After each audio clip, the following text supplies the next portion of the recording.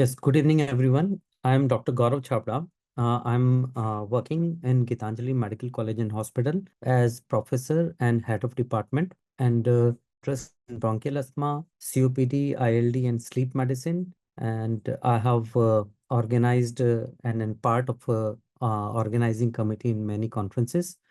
And I have done my MBBS in 2000 and my MD I have done in 2007, and then onward I joined the different institute, and from since 2007 I'm with the Gitanjali Medical College and Hospital. I'm bronchoscopist. I'm interested in allergic test also.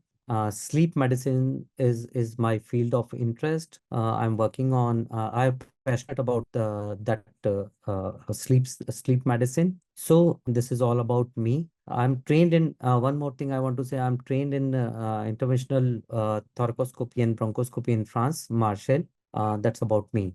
Yes, and today my topic is GERD.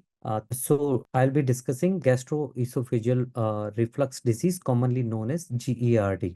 This is a condition affects millions of people worldwide and can significantly impact quality of life if it left untreated.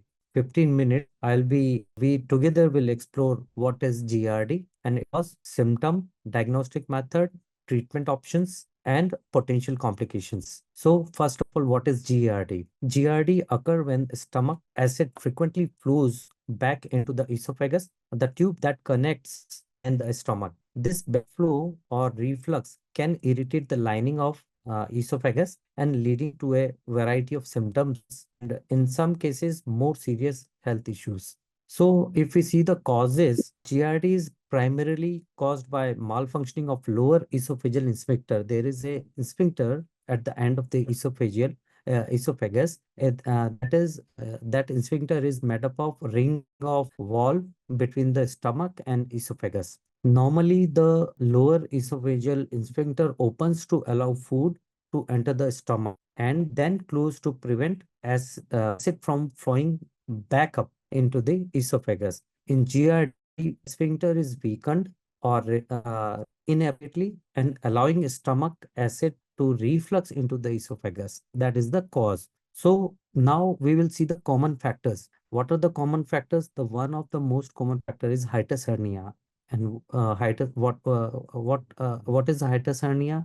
Condition where part of a stomach that pushes up through the diaphragm into the chest cavity and compromising the lower esophageal sphincter. And the second factor is what happen in obesity is there is increased pressure on the abdomen, and which can cause a weakening of lower esophageal sphincter. And the other condition is pregnancy. In pregnancy, there are hormonal change, and which are also the same time there is increased pressure, which can lead to GERD. Other causes, dietary choices. All know about the dietary choices. Fatty foods, chocolates, caffeine, and alcohol can trigger the reflux by relaxing the lower esophageal sphincter or increase acid production.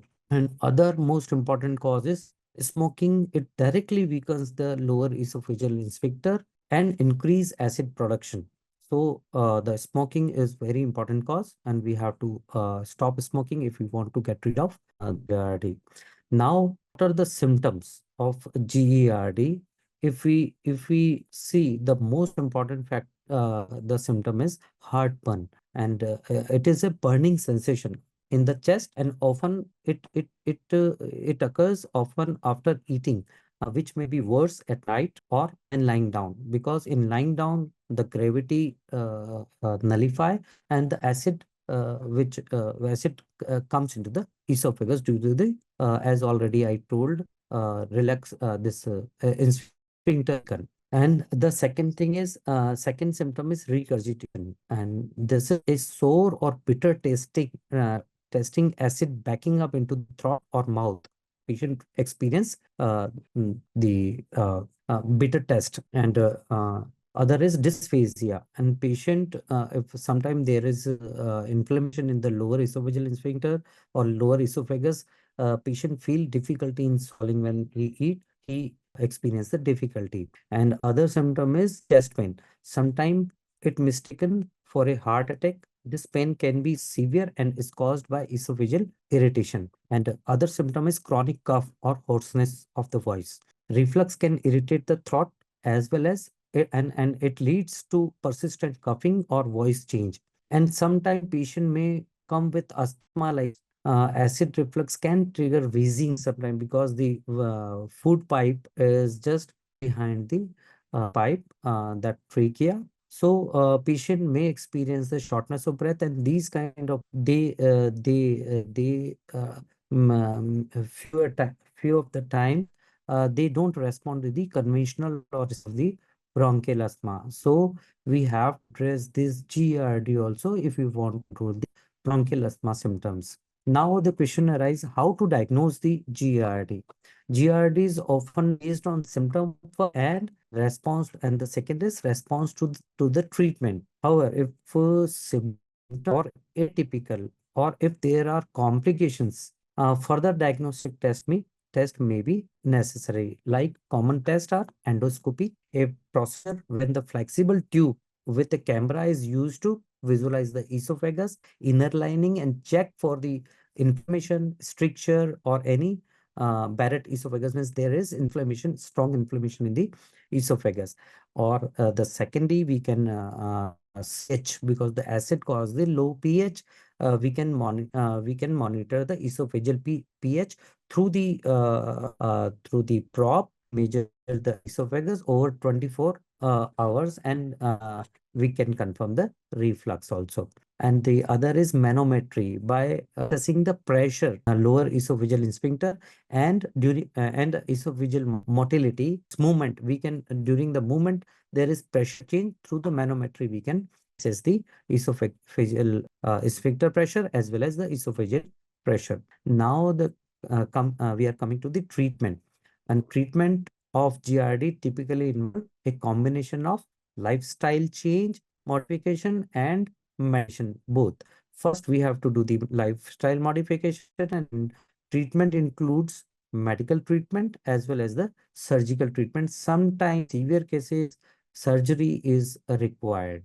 So, what are the lifestyle modification which is recommended is first is the dietary change. Avoid food that trigger symptoms. Eat smaller meals. Frequent small meal are recommend. Avoid eating late night because if we eat it late night, it the food remains in the stomach, and when we are like the gravity, it nullify, and the food which is there in the stomach, which comes to the stomach to the it comes back to the esophagus and cause the symptoms, esophageal gastroesophageal reflux symptom. So dietary change and timing is very very important. Weight loss, as already and which cause increase in pressure. If we reduce the weight, decrease the abdominal pressure, then we can improve the symptoms. And sometime even we are weight is normal BMI. Even then, if we have symptom, the most important what we can do is during spin we can elevate the head, means the head side of the bed we can elevate, and or we can use the wedge pillow, or this will prevent the nighttime reflux. And the other lifestyle, we have to avoid the smoking and alcohol. Both, it is already established in many studies, both can worsen GRD symptom because it decrease the tone of lower esophageal sphincter. In medication, proton pump inhibitors are very effective treatment. This reduce the acid production as well as they prevent the reflux also. And other treatment is H2 receptor antagonist. These are also reduce the acid production, but they are less potent than PPI. It can be used as adjuvant therapy to the PPI, proton pump inhibitor. That the proton pump inhibitors are omeprazole, pantoprazole, rabeprazole. We all know about the proton pump inhibitors. And other is antacid relief by neutralizing the stomach acid, and it create the layer which which also heal the any which is developed due to the breach of the protective layer of the stomach. And other treatment is prokinetic, help in strengthening the LES, means lower esophageal sphincter, and improve esophageal motility. So less the will be full with the food and acid, so there is less likely chance of regurg, but it is less commonly used due to the side effects. So now we will talk about some surgical options are Nissen fundoplication, a surgical procedure. The stomach is where the part of uh, stomach is wrapped around the lower esophageal sphincter. So these are the treatment and the prevention with lifestyle modification. Thank you.